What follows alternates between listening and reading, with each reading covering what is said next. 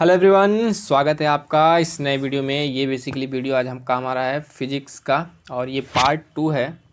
Part 2 video हम इसमें discuss कर रहे थे अभी।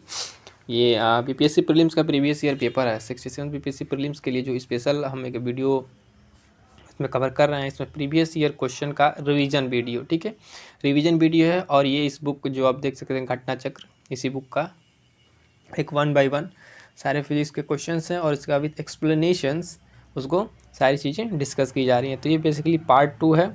और ये देखिए पार्ट फर्स्ट में हमने कवर कर लिया था question number first to 40, 1 to 40, 1 से 40 तक हमने कवर कर लिया। इस वीडियो देखिए, इसका लिंक डिस्क्रिप्शन में, आप अगर वहाँ से देखना चाहें तो फर्स्ट वीडियो पहले देखिए। और आज का जो क्वेश्चन है हमारा, ये क्वेश्चन स्टार्ट होता है बेसिकली देखिए 41 से। तो 41 क्वेश्चन क्या है इसको देखते हैं कि ये देखिए दो समांतर प्रतिरोध वाले सर्किट का कुल प्रतिरोध 1.403 किलो ओम है। यदि एक प्रतिरोध का मान 2 किलो ओम है तो दूसरे प्रतिरोध का मान होगा। ठीक है, अब देखिए ये जो उन प्रतिरोधों का कम्बिनेशन होता है समांतर और दो श्रेणियों में, तो उस तरीके से इसको फार्मूले सॉल्व करेंगे। इसका बेसिकली फार्मूला होता है 1/r इज इक्वल टू, अगर दो प्रतिरोध है तो आप ले लीजिए R1 R2, ठीक है, R1 R2, ठीक है। तो ये इसका फार्मूला। तो इस फार्मूले में अगर हम रखेंगे तो मान लीजिए कि यहाँ टोटल दिया हुआ है प्रतिरोध का मान, यानी R का मान गिवन है इसमें, ठीक है। तो इस तरीके से हम यहाँ से किसकी वैल्यू, कोई R1 को वैल्यू कैलकुलेट कर लेंगे इसको सॉल्व करने के बाद। तो सॉल्व करने के बाद जो आंसर डायरेक्टली आ रहा है हम उसको आपको बता दे रहे हैं। आंसर आएगा इसका 4.70 किलो ओम, यानी ऑप्शन डी हमारे यहाँ पे राइट आंसर होगा, ऑप्शन डी। इसी फार्मूले से आप सॉल्व कर लेंगे इसको तो आ जाएगा, ठीक है। नेक्स्ट क्वेश्चन देखते हैं हम, क्वेश्चन नंबर 42। 42 क्या कह रहा है? 42 है कि एक सामान्य शुष्क सेल में विद्युत अपघट्य होता है, कि जो एक जनरली हम लोग शुष्क सेल यूज करते हैं उसमें जो विद्युत अपघट्य तो होता क्या है। ऑप्शन है कि आपके पास जस्ता है, ठीक है, सल्फ्यूरिक अम्ल होता है, या फिर अमोनियम क्लोराइड, या फिर आप देख सकते हैं कि मैग्नीज डाइऑक्साइड। तो ये बेसिकली क्या होता है, ये जो है अमोनियम क्लोराइड, इसका राइट आंसर होगा अमोनियम क्लोराइड। अमोनियम क्लोराइड उस विद्युत अपघट्य के रूप में रखा होता है। अरे यार,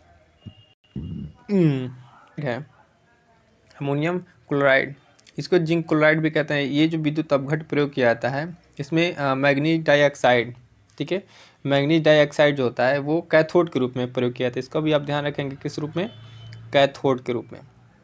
तो कैथोड के रूप में मैग्नीज डाइऑक्साइड का प्रयोग किया जाता है। और इसमें जो विद्युत अपघट्य है वो क्या है, बेसिकली अमोनियम क्लोराइड। सारे क्वेश्चन देखिए, ये भी क्वेश्चन था बीपीएससी प्रीलिम्स 1995 का। नेक्स्ट क्वेश्चन हम देखते हैं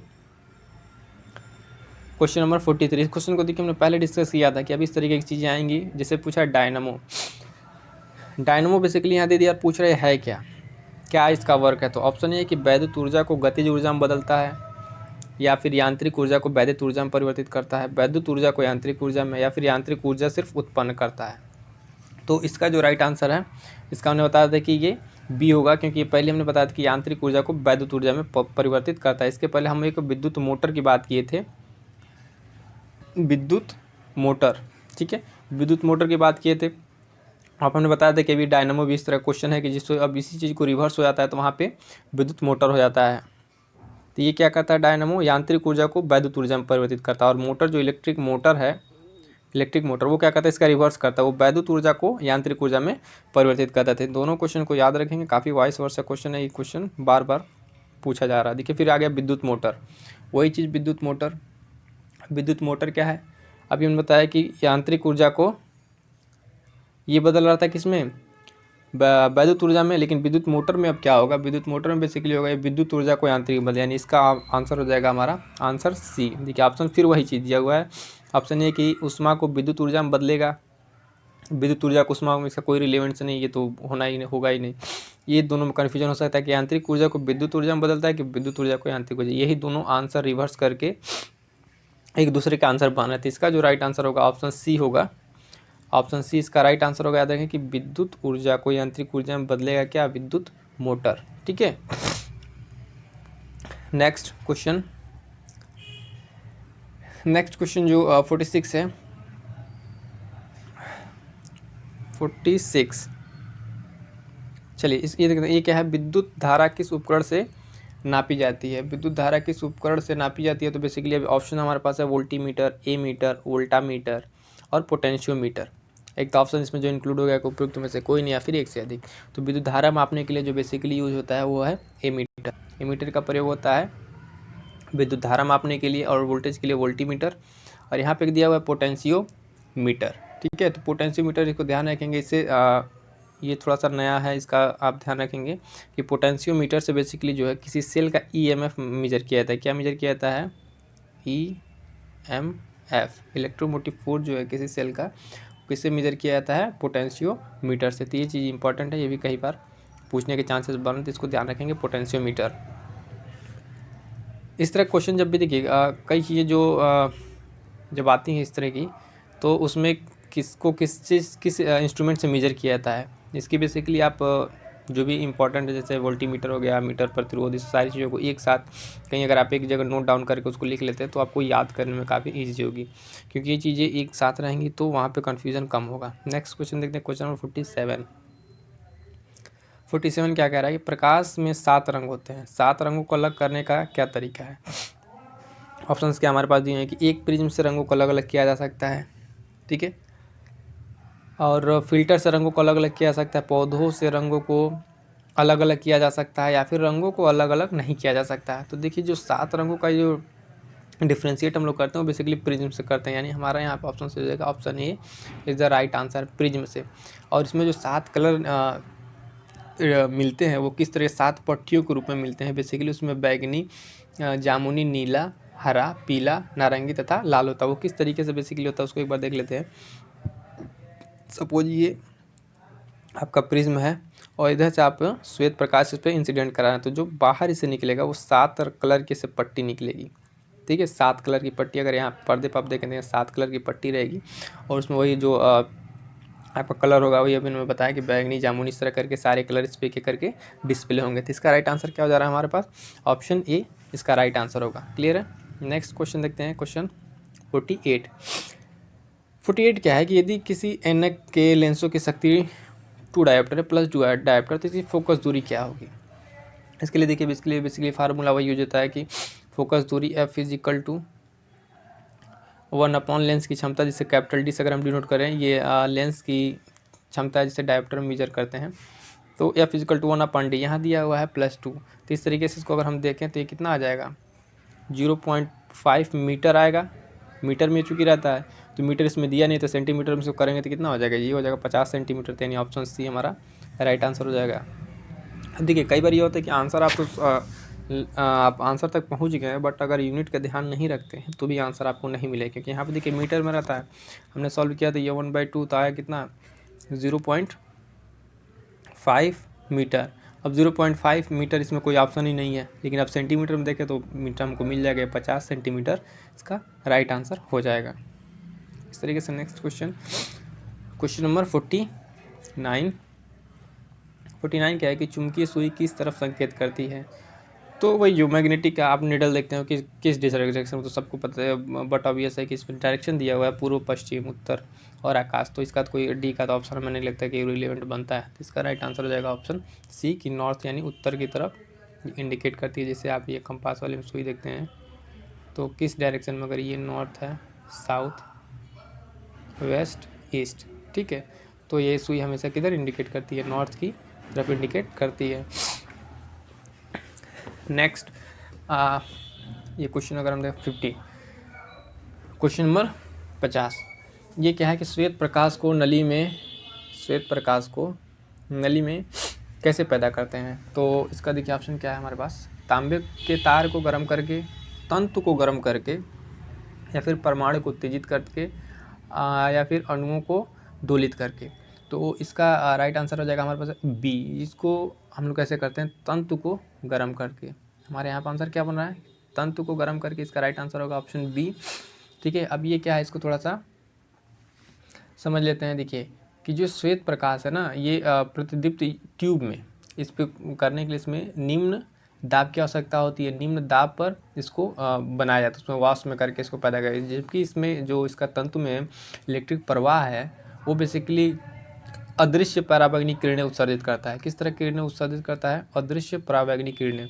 और ये जो पराबैंगनी किरणें हैं, ये नलिका के अंदर जो बेसिकली उसमें जो पदार्थ है उसमें मिल के एक वाइट प्रकाश का फॉर्मेशन करती हैं, तो वहाँ पर इस तरीके की चीज़ें बनती हैं। तो इस चीज़ को भी आप थोड़ा सा समझते हुए चलेंगे। नेक्स्ट हम देखते हैं इसमें क्वेश्चन नंबर 51, आइंस्टीन को नोबेल प्राइज़ किस कार्य पर मिला था? ये क्वेश्चन भी मोस्ट इंपॉर्टेंट, आई थिंक कई बार हम देख चुके हैं, रिपीटेड है, कई एग्जाम्स में पूछा हुआ क्वेश्चन है कि आइंस्टीन को नोबेल प्राइज़ किस कार्य पर मिला था। तो देखिए ऑप्शन है इसमें अपेक्षितता, बोस आइंस्टीन संगणन, संहति एवं ऊर्जा की तुल्यता, प्रकाश विद्युत प्रभाव और उपयुक्त में से कोई नहीं।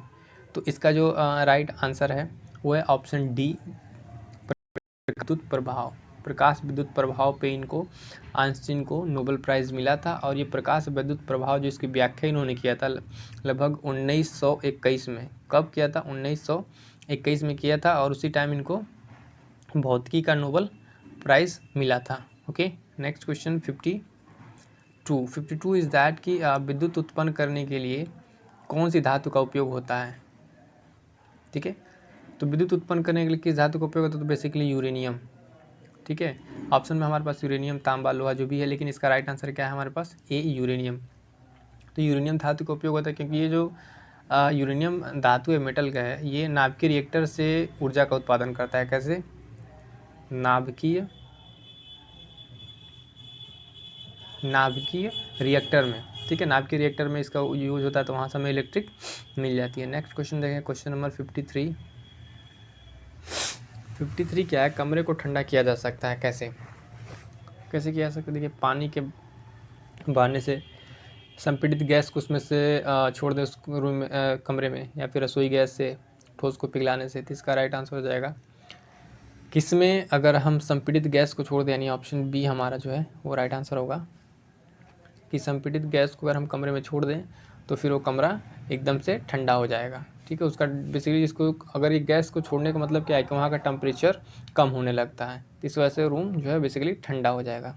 नेक्स्ट क्वेश्चन अगर देखें, क्वेश्चन नंबर 54 क्या है कि आमतौर पर सुरक्षा फ्यूज लगाने के लिए प्रयोग होने वाला तार किस पदार्थ का बना होता है? तो ये तार देखिए क्या ऑप्शन है? टीन है, निकेल, सीसा, टीन और शीशे की एक मिश्र धातु। ये भी बीपीएससी प्रीलिम्स 2004 का क्वेश्चन है। जो सारे क्वेश्चन है बीपीएससी प्रीलिम्स के ही हैं, और इसमें कंपाइलेशन क्या कर रहे थे ना, फिजिक्स का ही है। नेक्स्ट वीडियो में अगर हम लोग देखेंगे तो इसमें केमिस्ट्री और बायो को भी फिर एक साथ करेंगे। तो इसमें इसका राइट आंसर क्या हो जाएगा? 54 का इसका हो जाएगा ऑप्शन डी, कि टीन और शीशे का एक मिश्र धातु होती है। अब देखिए, ये फ्यूज होता है बेसिकली है क्या? फ्यूज जो है वो एक तार का छोटा सा टुकड़ा होता है। ये जो है ना, इसमें रांगा जिसको बोलते हैं, रांगा और शीशा, बेसिकली उसको आप टीन और लेड भी कह सकते हो। तो उसका एक मिक्सअप होता है। ठीक है, और ये इसलिए उसको यूज किया था क्योंकि इसका गलनांक बहुत कम होता है। आप कह लीजिए मेल्टिंग पॉइंट बहुत लो होता है, जिससे कि अगर कहीं शॉर्ट सर्किटिंग होती है या फिर ओवरलोडिंग होती है तो वहाँ से ये फ्यूज गल जाता है। तो गलने की वजह से क्या होता है, वहाँ का जो कनेक्शन पूरे सर्किट का है वो बेसिकली उसकी वो परिपथ एक तरह से डिस्कनेक्ट हो जाता है। जब डिस्कनेक्ट होता है ज़्यादा चीज़ें नुकसान नहीं होंगी, वहाँ से इलेक्ट्रिक का प्रवाह रुक जाता है। इसलिए इसको उसमें ज़्यादातर यूज किया जाता है कि इसका मेल्टिंग पॉइंट कम है, और जब भी कहीं शॉर्ट सर्किट हो तो वहाँ से ये तुरंत गल जाता है। गलने की वजह से जो परिपथ है उसका इनकम्प्लीट हो जाता है, और शॉर्ट सर्किटिंग जो करंट का फ्लो है वो रुक जाता है बेसिकली। अब देखिए इसके बाद से नेक्स्ट क्वेश्चन 55, ये क्या है? निम्न में से कौन सा ऊष्मा का सबसे अधिक कुचालक है? ध्यान दीजिएगा वर्ड पे, कुचालक है, ना कि सुचालक पूछ रहा है। अब देखिए, तांबा है, पारा, सीसा, जस्ता। तो इसमें क्या हो जाएगा? इसका ऑप्शन हो जाएगा सी, पारा। ये सबसे अधिक कुचालक है। अब कुचालक सुचालक तो आप जानते हैं कि ऐसा पदार्थ जिसमें विद्युत धारा प्रवाहित न हो तो कुचालक हो जाएगा, जिसमें इलेक्ट्रिक इजीली न प्रवाह हो सके तो बेसिकली ऊष्मा का कुचालक हो जाता है। जैसे लकड़ी है, कांच है, ये सब चीज़ें क्या है? ऊष्मा की कुचालक हैं। लेकिन जो सभी धातुएं हैं, मेटल्स हैं, वो ऊष्मा की एक चालक होती हैं, और उनकी तुलना अगर हम देखें जैसे कि लेड है या फिर पारा, ठीक है, तो इसमें जो ऊष्मा की चालकता होती है वो बहुत कम होती है। और कम क्यों होती है? उसमें ऊष्मा की चालकता लगभग जो भी आप अगर कैलकुलेट करें तो एक कुछ भी मान उसका वाट में आएगा, लेकिन इसमें जो है उसकी ऊष्मा की चालकता काफ़ी कम होती है। तो इस ऑप्शन के अकॉर्डिंग हमारा क्या हो जाएगा? पारा राइट आंसर हो जाएगा। 56 का अति चालकता का लक्षण है। अति चालकता। अब देखिए अति चालकता क्या है, तो अति चालकता में इसमें दिया हुआ है कि उच्च पारगम्यता, ठीक है, निम्न पारगम्यता और शून्य पारगम्यता, अनंत पारगम्यता, ठीक है। अब ये बेसिकली है क्या, पहले अगर आप ये टर्म अति चालकता अगर समझ रहे हैं तब जाके इसका आंसर आप दे पाएंगे, ठीक है। इसका जो राइट आंसर होगा वो आंसर होगा ऑप्शन सी, ठीक है। ऑप्शन सी क्या है, शून्य पारगम्यता। अब इसको एक बार समझ लिए कि ये बेसिकली है क्या चीज़ ये।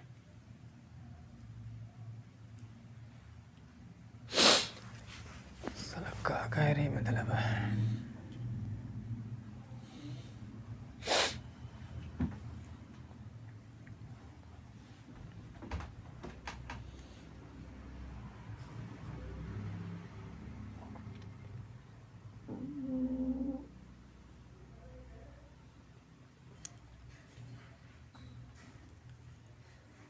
तो देखिए जो अति चालकता है इसमें क्या है कि इसमें जो अगर न्यून ताप पर अगर हम किसी तत्व को लेकर ऐसा कोई कंपाउंड या बनाए तो उसका जो बिहेवियर है वो चेंज होता है। चेंज होकर क्या होता है कि उसमें जो उसकी प्रतिरोध होती है, ठीक है, और उसमें जो ऊर्जा का ह्रास होता है उसके साथ मतलब बहुत ऊर्जा का निम्न ह्रास होगा और विद्युत धारा जो प्रवाहित होती है वो बहुत एक फ्लो में प्रवाहित होने लगेगा और एक स्थान से दूसरे स्थान में उसके संचरण में भी काफ़ी इफिशिएंसी दक्षता उसकी बढ़ जाती है। तो इस तरह की जो कंडीशन होती है अति चालकता होती है। नेक्स्ट क्वेश्चन देखें 57, गर्म करने पर अर्धचालक का प्रतिरोध क्या होगा, घटेगा या फिर बढ़ेगा, सेम रहेगा, फिर दिया कि पहले बढ़ता है या फिर घटता है। तो इसमें जो है क्या होगा, अगर गर्म करेंगे तो अर्धचालक का प्रतिरोध घटेगा। अब प्रतिरोध घटेगा इसका मतलब देखिए कि अर्धचालक को अगर आप हीट दे रहे हैं तो उसकी कंडक्टिविटी बढ़ेगी यानी चालकता बढ़ेगी, और चालकता बढ़ेगी इसका मतलब क्या है कि उसका प्रतिरोध घटेगा। प्रतिरोध जो उसको रेजिस्ट कर रहा है, जो चीज़ें उसको रोक रहा है वो चीज़ें घटेंगी। अब देखिए अर्धचालक में कुछ ऐसे मेटल हैं जिनका अगर आप चीज़ें टेम्परेचर बढ़ाएं तो उनका प्रतिरोध जो है कम होने लगता है। वो प्रतिरोध बेसिकली 10⁻² से 1 ओम के अगर उसके बीच का अगर है तो इस तरह की चीज़ें देखने को मिलती है। तो यहाँ पर ध्यान रखा, अगर यही पूछता है गर्म करने पर अर्धचालक का चालकता तो हो जाता आंसर बढ़ता, अगर चालकता दिया होता तो वो हो जाता कि बढ़ेगा, लेकिन यहाँ पे प्रतिरोध की बात कर रहा है तो इसके लिए इसका राइट आंसर और हमारा क्या ऑप्शन बी कि घटेगा। नेक्स्ट क्वेश्चन नंबर 58 क्या है, ठंड के दिनों में लोहे के गुटकों और लकड़ी के गुटकों को प्रातःकाल छुए तो लोहे का गुटका ठंडा लगता है, क्योंकि इसका रीज़न क्या है। जो भी इस तरह का स्टेटमेंट है इसको पहले समझिए। ये कह रहा है कि लोहे के गुटके का ताप लकड़ी के गुटके से कम होगा, ठीक है, लकड़ी की तुलना में लोहा ऊष्मा का अच्छा चालक है, फिर या फिर लकड़ी की तुलना में लोहा ऊष्मा का खराब चालक है। एंड लास्ट ऑप्शन क्या है कि लोहे का गुटका लकड़ी से भारी होता है। तो इसमें क्या इसका रीज़न बनता है 58 का, जो इसका अगर हम देखें राइट आंसर तो इसका ऑप्शन होगा ऑप्शन बी, क्या है कि लकड़ी की तुलना में लोहा ऊष्मा का अच्छा चालक है, ठीक है। ये जो इसका रीज़न बन रहा है, इस वजह से जो आपको इसमें मिलेगा कि लोहे का गुटका जो है अधिक ठंडा लगेगा, क्योंकि जो अच्छा चालक है तो उसको समान तापमान पर अगर रखेंगे तो भी वो ज़्यादा ठंडा लगेगा, क्योंकि वो उसकी चालकता बहुत अच्छी है। तो मेन रीज़न इस पर क्या है, कंडक्टिविटी के पे डिपेंड कर रहा है कि किसकी कंडक्टिविटी कैसी है। नेक्स्ट क्वेश्चन 58 के 59, ये क्या है, कमरे में रखा रेफ्रिजरेटर का दरवाज़ा खोलकर, अगर कमरे में कोई सपोज कि रेफ्रिजरेटर रखा हुआ है अगर उसका दरवाज़ा खोल दे रहे हैं तो क्या इम्पैक्ट पड़ेगा।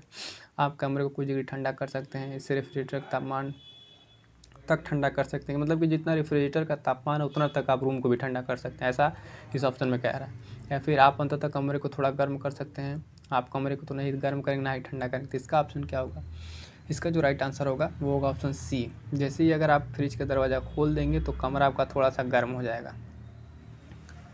ऐसा नहीं है कि अगर आप फ्रिज का दरवाज़ा खोल दे रहे हैं बेसिकली तो वो ठंडा करेगा, नहीं, ठंडा नहीं करेगा, वो आपको रूम के टेम्परेचर को थोड़ा सा बढ़ा ही देगा जहाँ तक है। तो वो चीज़ को यहाँ पे थोड़ा सा ध्यान रखेंगे। क्वेश्चन नंबर 60 क्या है कि दो उत्तरोत्तर श्रृंग अथवा दो उत्तरोत्तर गर्त के बीच की दूरी को क्या कहते हैं, ठीक है। तो इसकी दूरी के बीच क्या कहेंगे, आवृत्ति कहेंगे। ऑप्शन बी इसका हो जाएगा क्या, तरंग दैर्ध्य, उसका क्या है वो वेवलेंथ। जैसे कि इस यहाँ पे इसको ऐसे समझिए कि यहाँ से अगर कोई वेव ऐसे चलना स्टार्ट की, ठीक है, इस तरह से कोई वेव है तो यहाँ से लेके यहाँ तक के बीच, इससे क्या हो जाएगा, ये इसका वेवलेंथ तरंग दैर्ध्य, और इसका ये जो हाइट जो ये है कितनी ऊंचा तक है, ये इसका एम्पलीट्यूड है। ठीक है, तो इसका हम लोग क्या देखा, ऑप्शन बी ही राइट आंसर। इसके बाद से नेक्स्ट क्वेश्चन क्या है, 60 हो गया। देखिए 60 के बाद, हाँ चलिए नेक्स्ट क्वेश्चन देखते हैं 61। ये क्या है कि जब प्रकाश एक माध्यम से दूसरे माध्यम में जाता है तो इनमें कौन सा सा नहीं बदलता है। प्रकाश एक माध्यम से दूसरे माध्यम में जाकर क्या नहीं बदलेगा, उसका वेग, गति नहीं बदलेगा, आवृत्ति, तरंग दैर्ध्य, अपवर्तनांक, क्या नहीं बदलेगा इसमें से।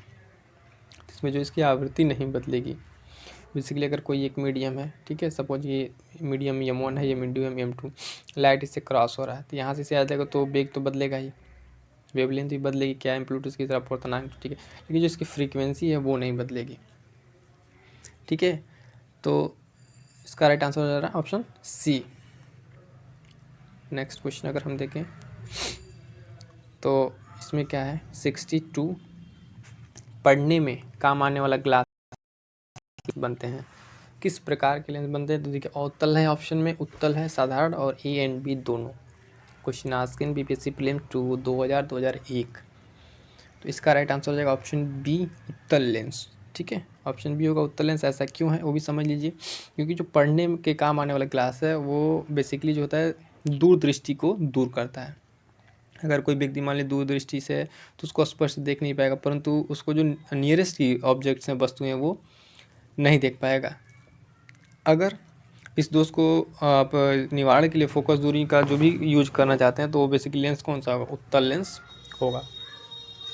ध्यान रखेंगे कि यहाँ पे दूरदृष्टि और निकट दृष्टि दोष, इसका अगर अंतर आप समझेंगे तभी इस चीज़ को समझ पाएंगे। नेक्स्ट क्वेश्चन 63, ध्वनि का वायु में वेग अनुमानतः है। साउंड का अगर आप वेलोसिटी देखें किसमें, एयर में, तो बेसिकली कितना है, लगभग 330 मीटर प्रति सेकंड। ये तो एकदम फैक्ट है। और ये जो देखिए 3 × 10⁻10 दिया है मीटर सेंटीमीटर पर सेकंड, ये किसका है, ये लाइट का है, ये लाइट की वेलोसिटी है। और ये वेलोसिटी किसकी हो जाएगी, साउंड की। अब यहाँ पे अगर आप देखना चाहें तो जैसे कि जो साउंड की वेलोसिटी है वो मीडियम पर डिपेंड करती है। ठीक है, अगर उसका मीडियम चेंज होगा तो नो डाउट कि साउंड की वेलोसिटी चेंज होगी। अगर आप देखें कि साउंड की वेलोसिटी सबसे अधिक किस मेटल में होती है, किस में होती है, तो आपको मिलेगा आई थिंक लोहा या फिर स्टील कह लीजिए, इन दोनों में आपको सबसे ज़्यादा मिलेगी साउंड की वेलोसिटी। नेक्स्ट क्वेश्चन है क्वेश्चन नंबर 64 कि प्रकाश विकिरणों की प्रकृति होती है। ऑप्शन है कि तरंग के समान, कण के समान, तरंग एवं कण दोनों के समान। ठीक है, तो इसका आंसर क्या हो जाएगा, जो प्रकाश आप दे जानते हैं कि लाइट क्या है, लाइट डुअल नेचर है, वो दोनों तरफ बिहेव करता है। तो इसका आंसर क्या हो जाएगा, ऑप्शन सी इसका राइट आंसर हो जाएगा, क्योंकि जो लाइट है वो डुअल नेचर है, उसमें आपको कभी कभी पार्टिकल की तरह भी मिलेगा और कभी कहीं कहीं वेव की तरह भी बिहेव करता है, आपको मिल जाएगा। तो इसका राइट आंसर हमारे पास क्या होगा कि ऑप्शन सी। 65 नेक्स्ट क्वेश्चन जो 65 है कि आकाश का रंग नीला लगता है क्योंकि। कितना बढ़िया क्वेश्चन है। जब बेसिकली हाई स्कूल की अगर आप बुक देखे होंगे तो वहाँ चाहे पी बोर्ड हो चाहे फिर अदर कोई एनसीईआरटी अगर 10th लेवल से काम करते तो वहाँ पे एकदम अच्छे से एक्सप्लेन किया है। ऑप्शन देख लेते हैं क्या क्या है कि सूर्य के प्रकाश में नीला रंग और रंगों से अधिक है। लघु तरंग दीर्घ तरंगों की अपेक्षा वायुमंडल द्वारा अधिक प्रकीर्णन, नीला रंग नेत्र को अधिक सुग्राही है। वायुमंडल जो है दीर्घ तरंग दैर्ध्य को लघु तरंग की अपेक्षा अधिक अवशोषित करता है। इसका राइट आंसर क्या होगा, इसका राइट आंसर ऑप्शन बी यहाँ पे जो है कि लघु तरंग जो है उसकी अपेक्षा वायुमंडल द्वारा अधिक प्रकीर्णित होती है। कि वायुमंडल में सबसे ज़्यादा किस रंग का प्रकीर्णन होता है, तो बेसिकली किस रंग का होता है, ब्लू का ही। तो जिस रंग का होगा उस रंग का वायुमंडल दिखता है। ठीक है, यहाँ पे जो बेसिकली मैटर करता है इसका क्या, तरंग दैर्ध्य, उसकी डिपेंडेंसी है कि इसका तरंग दैर्ध्य कैसा है, उसी अकॉर्डिंग उसका प्रकीर्णन होगा। नेक्स्ट क्वेश्चन देखते हैं क्वेश्चन नंबर 66 क्या है, पानी का घनत्व अधिकतम होता है किस टेम्परेचर पर, 100 degree Celsius, 0 degree Celsius, 4 degree Celsius और -4 डिग्री सेल्सियस। तो यहाँ पर राइट आंसर क्या हो जाएगा, इसका राइट आंसर हो जाएगा ऑप्शन बी। अगर 4 डिग्री सेल्सियस पर अगर आप देखें तो density of water is maximum. ठीक है, याद रखेंगे -4 नहीं है, 4 डिग्री सेल्सियस जो वाटर का डेंसिटी सबसे ज़्यादा होगा। नेक्स्ट क्वेश्चन 67, 50 डिग्री सेल्सियस का मान फ़ारेनहाइट स्केल में है। इस तरह क्वेश्चन हम लोग अभी पहले भी डिस्कस किए हैं कि क्वेश्चन को कैसे सॉल्व करना है। हम डायरेक्ट यहाँ पे फार्मूला बता दें, किस फार्मूले से आप करेंगे। अगर एफ है फ़ारेनहाइट तो ठीक है, F = 9/5 × C, ठीक है, और +32। इस फार्मूले से रख के जब इसको सॉल्व करेंगे तो इसका राइट आंसर आपको मिल जाएगा क्या, यहाँ पे आपको मिल जाएगा 122 फ़ारेनहाइट। ठीक है, ये फार्मूले से होगा, फार्मूला आपको याद रहेगा तभी जाकर आप इस मान को कन्वर्ट कर पाएंगे। नेक्स्ट क्वेश्चन देखें अगर हम, क्वेश्चन नंबर 68 क्या है कि वर्षा की बूंद गोलाकार आकृति मतलब होती है, तो ऐसा क्यों है। जो रेन ड्रॉप्स है वो इस तरह क्यों बनता है, तो इसका जो रीजन देखिए क्या कह दिया हुआ है, द्रव्य का घनत्व, वायुमंडलीय दाब, या फिर पृष्ठ तनाव या गुरुत्व। तो यहाँ पे जो इसका राइट आंसर का ऑप्शन होगा पृष्ठ तनाव। जो सरफेस टेंशन, इसकी वजह से चीज़ें जो वर्षा की बूंद है वो गोलाकार आकृति में हो जाती है। ये पृष्ठ तनाव क्या है, तो पृष्ठ तनाव देखिए एक उसका जो आणविक आकर्षण, ठीक है, उसका परिणाम, क्योंकि वर्षा की बूंद जब भी धातु की बूंद से इस तरह का जब मिलेगी तो वो गोलीय हो जाती है, क्योंकि उनमें जो सतही उसका है वो सिकुड़ कर न्यूनतम क्षेत्रफल होना चाहता है। जो उसका सरफेस है वो अपना एरिया क्या करता था, मिनिमम करना चाहता है, और इसी मिनिमम करने के चक्कर में उसका क्या होता है, आयतन और निश्चित होते होते क्या बन जाता है, गोलीय बन जाता है, जिसमें उसका क्षेत्रफल क्या होगा, न्यूनतम होगा। क्लियर है ये चीज़, तो चीज़ ध्यान रखेंगे सरफेस टेंशन की वजह से। अगर आप पानी पे देखते भी हैं तो उस पर तेल के छींटे अगर पड़ जाएँ, तेल के छींटे उस पर तैरते रहते हैं, तो भी रीजन क्या है, पृष्ठ तनाव। नेक्स्ट क्वेश्चन, क्वेश्चन नंबर 69, सबसे ज़्यादा श्यानता होती है। अब देखिए श्यानता क्या है, जल की, खून की, वायु की, शहद की। तो बेसिकली श्यानता जो है, इसको पहले समझिए कि जो द्रव जितना गाढ़ा होगा उसकी श्यानता अधिक होगी। मतलब कि अगर आप श्यानता देखें तो उसके फ्लो, जो कोई भी लिक्विड है या फिर उसकी अगर आप श्यानता देखें तो श्यानता मीनिंग कि उसकी रेट ऑफ फ्लो कैसा, वो कितनी तेज़ी से वो फ्लो का प्रॉपर्टी रखता है। तो इसमें देखिए जल है, खून, वायु, शहद, इसमें क्या होगा, बट ऑब्वियस है कि शहद होगा, क्योंकि ये अधिक गाढ़ा है, तो ये क्या होगा, बहुत धीरे धीरे से फ्लो करेगा। क्लियर है। नेक्स्ट देखते हैं क्वेश्चन नंबर 70, महासागरों में ऊंची जल तरंगें कैसे आती हैं। महासागरों में ऊंची जल तरंगें कैसे आती हैं, तो ऑप्शन है भूकंप से, सूर्य से, चंद्रमा से, तारों से। कैसे आती हैं, यहाँ पे आने का जो बेसिकली कारण है वो क्या है, चंद्रमा। चंद्रमा से क्यों, ऑप्शन डी इसका हो जाएगा राइट आंसर, ऑप्शन डी। अगर हम बात करें कि चंद्रमा से आने का मतलब क्या है, कि चंद्रमा से देखिए जो महासागर में ऊंची जल तरंगे, वो बेसिकली क्या है, चंद्रमा के गुरुत्वाकर्षण बल का, कौन सा बल, गुरुत्वाकर्षण बल। ये गुरुत्वाकर्षण बल का परिणाम है। और ये गुरुत्वाकर्षण बल जो लगता है जो पृथ्वी और चंद्रमा के बीच, पृथ्वी, सूर्य और चंद्रमा, इन तीनों में कौन नज़दीक है, चंद्रमा पृथ्वी से सूर्य की तुलना में बहुत नज़दीक है। तो उसका आकर्षण बल जो है समुद्र की तरंगों पर पड़ता है, जिसके कारण वो उठता है और चीज़ इस तरह की वहाँ पे होनी है। जबकि सूर्य द्वारा लगने वाला आकर्षण बल उतना प्रभावी नहीं होता है। तो इसलिए सूर्य द्वारा जल तरंगे चंद्रमा की तुलना में क्या होगा, बेसिकली ज़्यादा ऊपर नहीं उठ पाती हैं। तो यहाँ पर हमारा राइट आंसर क्या बनेगा, option D is the basically right answer. Next देखते हैं क्वेश्चन नंबर 71 क्या है कि जब एक पत्थर को चाँद की सतह से पृथ्वी पर लाया जाता है, तो सपोज कि कोई स्टोन है, कोई उस तरह की चीज़ें हैं, उसको हम कहाँ से ला रहे हैं, चाँद की सतह से पृथ्वी पर, तो इसका द्रव्यमान बदल जाएगा या फिर इसका भार बदल जाएगा, परंतु द्रव्यमान नहीं, भार एवं द्रव्यमान दोनों बदल जाएंगे। न द्रव्यमान बदलेगा न भार बदलेगा। यहाँ पे इस कंसेप्ट समझिए कि जब किसी पत्थर को चाँद की सतह पर लाया जाएगा तो उसका द्रव्यमान तो स्थिर रहेगा, लेकिन भार अधिक हो जाएगा। क्यों, क्योंकि पृथ्वी पर जो है चंद्रमा की अपेक्षा में गुरुत्व त्वरण ज़्यादा होगा। तो इसके अकॉर्डिंग क्या है, इसका ऑप्शन हो जाएगा ऑप्शन बी, कि भार बदल जाएगा परंतु द्रव्यमान नहीं। अब देखिए फटाफट चलाना रे। अब देखिए यहाँ पे जो ये W है भार, ठीक है, वो mg होता है बेसिकली। m तो उसका द्रव्यमान है, तो द्रव्यमान तो उसका जो भी पत्थर हो तो बदलेगा नहीं, लेकिन g जो है यहाँ पे वहाँ से चाँद से अगर पृथ्वी पर आ रहे हैं तो इसका मान बढ़ेगा। तो g का मान जब बढ़ेगा तो ये इसका प्रोडक्ट जो क्या होगा वो W फाइनली बढ़ जाएगा। तो इसका मतलब भार बदल जाएगा परंतु द्रव्यमान नहीं बदलेगा। इस चीज़ को समझिए, W = mg, इस फार्मूले से इसको समझा जा सकता है। क्लियर है। तो नेक्स्ट क्वेश्चन देखें हम लोग, क्वेश्चन नंबर 72। सौर ऊर्जा में निम्न में से किससे प्राप्त होती है? सौर ऊर्जा, चंद्रमा, समुद्र, हवा, सूर्य। बेसिकली बट ऑब्वियसली किससे आपको प्राप्त होगी सौर ऊर्जा? सौर ऊर्जा सूर्य से प्राप्त होगी। ठीक है, तो इसका एक मात्र आंसर आप दिमाग में रखेंगे कि सौर ऊर्जा सूर्य से। सौर ऊर्जा किससे प्राप्त होगी? सूर्य से। अब देखिए सूर्य जो है उसमें क्या होता है, नाभिकीय संलयन के कारण लगातार विशाल मात्रा में ऊर्जा निकलती रहती है। नाभिकीय संलयन जो रिएक्शन सूरज में होता रहता है, जिसके कारण आप देख सकते हैं कि इसका जो ऊर्जा है अंतरिक्ष में सभी दिशाओं में मतलब एक तरह से आपका ये डिस्ट्रीब्यूट होता है। और अगर आप देखें पृथ्वी और अन्य ग्रह इस ऊर्जा का एक बहुत छोटा भाग ले पाते हैं। अगर आप देखें पृथ्वी लगभग इसके अप्रॉक्स में अगर हम देखें तो 4.5 × 10⁻8 भाग ऊर्जा का प्राप्त करती है। इतना कम अगर आप देखें अमाउंट, उस ह्यूज अमाउंट ऑफ एनर्जी जो सौर ऊर्जा से निकल रही है सूरज से, उसका एक छोटा अमाउंट बस पृथ्वी प्राप्त कर पाती है। और आप देखते हैं गर्मी के समय में इतनी अगर थोड़ी सी धूप तेज हो जाए तो किस तरह के माहौल बनने लगते हैं, कितनी गर्मी। अगर एक उतनी सी अमाउंट से अगर कुछ और ज़्यादा अमाउंट आने लगे तब क्या होगा। नेक्स्ट देखिए सूर्य पर ऊर्जा का निर्माण होता है, तभी हमने बताया क्या, नाभिकीय संलयन। ठीक है, तो इसका राइट आंसर क्या हो जाएगा? नाभिकीय संलयन। कि सूरज के जो एनर्जी का आप क्या कहेंगे सोर्स, कि सूर्य में जो इतनी ऊर्जा का निर्माण हो रहा है वो किस रिएक्शन किसके कारण है? तो नाभिकीय संलयन के कारण है। क्लियर है? नेक्स्ट क्वेश्चन देखते हैं हम, क्वेश्चन नंबर 74।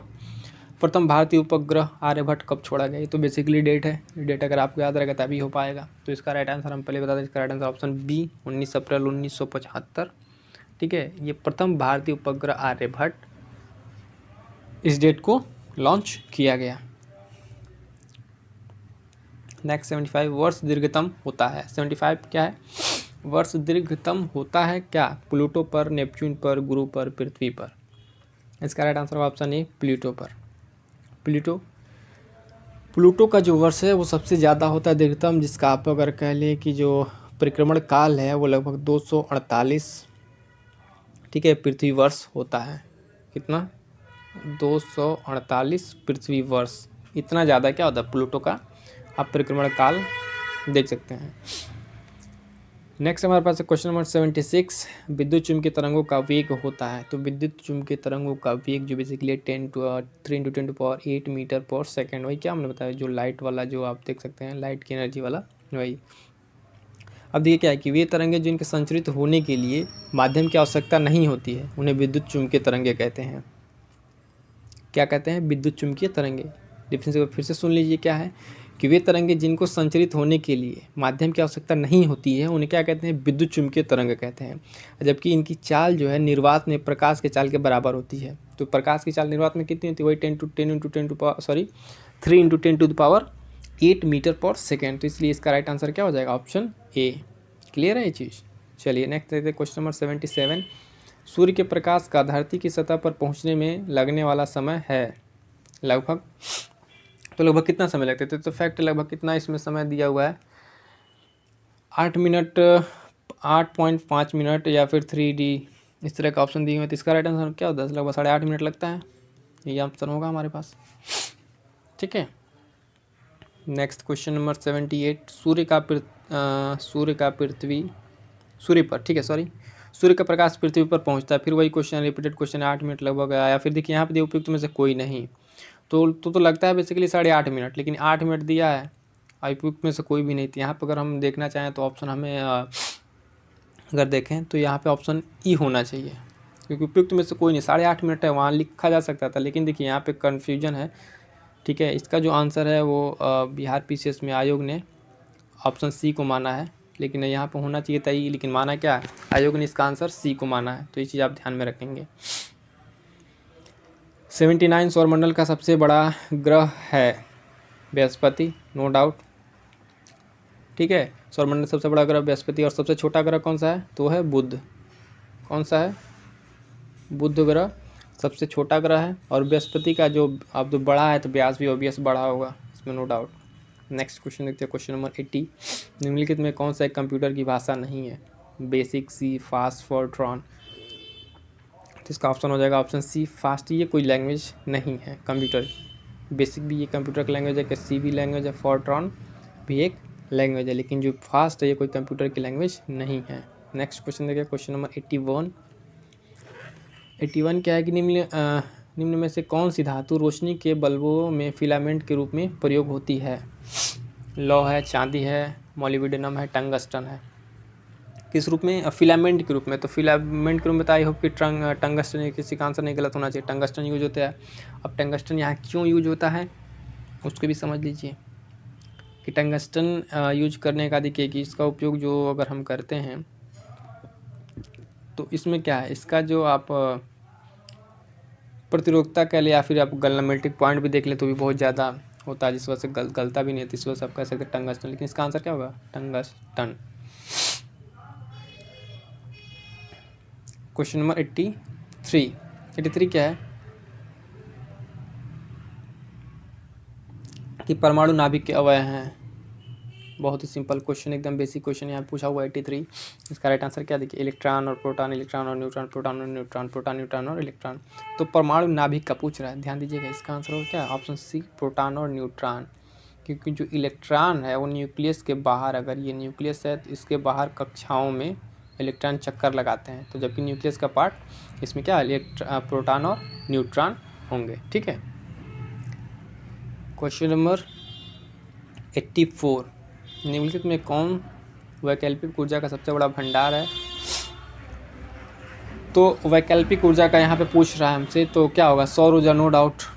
सौर ऊर्जा है, परमाणु ऊर्जा, ज्वरीय ऊर्जा, भूस्मीय ऊर्जा। लेकिन इसका आंसर क्या होगा? सौर ऊर्जा। ये जो है बेसिकली सौर ऊर्जा सबसे बड़ा भंडार है, जबकि बाकी सब चीज़ तो सीमित है, लेकिन ये सीमित नहीं है, क्योंकि ये नाभिकीय संलयन रिएक्शन द्वारा चल रहा है एनर्जी, और ये कब तक चलेगा इसका कोई आप अंदाज़ा नहीं लगा सकते। क्वेश्चन नंबर 85, परमाणु बम का सिद्धांत आधारित है। देखिए क्या क्या है, नाभिकीय संलयन, नाभिकीय विखंडन, ए तथा बी, दोनों तो आई थिंक होना नहीं चाहिए। तो इसका ऑप्शन क्या होगा? नाभिकीय विखंडन पर। ऑप्शन बी, नाभिकीय विखंडन। परमाणु बम का सिद्धांत किस पे आधारित है? नाभिकीय विखंडन पर। और नाभिकीय विखंडन का तात्पर्य क्या है कि भारी परमाणु वाले तत्व जो है वो कम परमाणु वाले तत्वों में टूटते हैं। इस विखंडन के जो परिणाम स्वरूप के लिए या फिर फलस्वरूप के लिए जो एनर्जी उत्पन्न होती है, जबकि सूरज में क्या है, सौर ऊर्जा में, उसमें नाभिकीय संलयन है, और परमाणु बम में नाभिकीय विखंडन। इन दोनों चीज़ को आप लोग एक साथ एक जगह पर करके याद रखिएगा, कन्फ्यूजन ना हो। नाभिकीय संलयन क्या है? सौर ऊर्जा का है, ठीक है, और विखंडन से परमाणु बम का। नेक्स्ट क्वेश्चन 86, वायु में कौन सी नोबल गैस नहीं होती है? तो हीलियम है ऑप्शन में, नियान, रेडान, आर्गन। इसका ऑप्शन हो जाएगा ऑप्शन डी, रेडान। रेडान नामक जो अक्रिय गैस है बेसिकली वायु में नहीं पाया जाता है। अन्य अक्रिय गैस जैसे हीलियम है, नियान, आर्गन, ये सब वगैरह तो आपको ये सब बाकी गैसें वायु में मिल जाएंगी, लेकिन रेडान जो है आपका ये उसमें नहीं है। तो राइट आंसर हमारा क्या हो जाएगा यहाँ पे? Option D, radon. Question number 87, बिजली की खपत का बिल किसके मापन पर आधारित होता है? इसमें है वाट, वोल्टेज, लोहा, एम्पियर। अब इसमें सेलेक्ट करना है। ऑप्शन ई है 1, 2 एंड सी 2, 3 एंड नेक्स्ट 1, 4। तो इसका राइट आंसर रहेगा ऑप्शन ए, केवल वाट। जो बिजली का कंजम्पशन हम मेज़र करते हैं, किस में मेज़र करते हैं? बेसिकली वाट में। तो केवल 1, ऑप्शन ए, वो किलोवाट घंटा से मापा जाता है, तो इसका आंसर आप आई थिंक ये हो जाएगा सही। नेक्स्ट क्वेश्चन नंबर 88, निम्नलिखित में से सबसे भारी धातु है? तो सबसे भारी धातु इसमें क्या देखिए, तांबा, एल्युमिनियम, चांदी, यूरेनियम। तो वही क्या आ जाएगा? यूरेनियम। यूरेनियम सबसे भारी धातु, क्योंकि इसकी परमाणु संख्या, एटॉमिक नंबर कितना है? 92, U92। यू देखे थे इसका सिंबल, और इसका परमाणु भार कितना? लगभग 238.08 इसका परमाणु भार है। क्लियर है। और ये रहा क्वेश्चन नंबर 89, इनसैट 2A कब छोड़ा गया? ये भी डेट फैक्चुअल है। तो ये छोड़ा गया था, ऑप्शन देख लीजिए, 4 फरवरी, 18 मई, 74, 75, फिर 10 जुलाई 92, 19 अप्रैल 1975। इसका राइट आंसर ऑप्शन सी, 10 जुलाई 1992 को ये छोड़ा गया था। और उस टाइम के शायद करंट था, तो करंट में ये पूछा गया था 92 में थी, उसी साल पीसीएस में पूछ लिया गया है, बिहार पीसीएस में। तो ये तो था हमारा आज का सेशन पार्ट 2। ठीक है, वीडियो को आप लाइक कीजिए, शेयर कीजिए, सब्सक्राइब जरूर कीजिए चैनल को। और इस तरीके से हमने इतनी चीज़ों को कवर किया है। पार्ट 1 भी आप ज़रूर देख लीजिएगा। ठीक है, चलिए, thank you so much. Session को फिनिश करते हैं। Take care.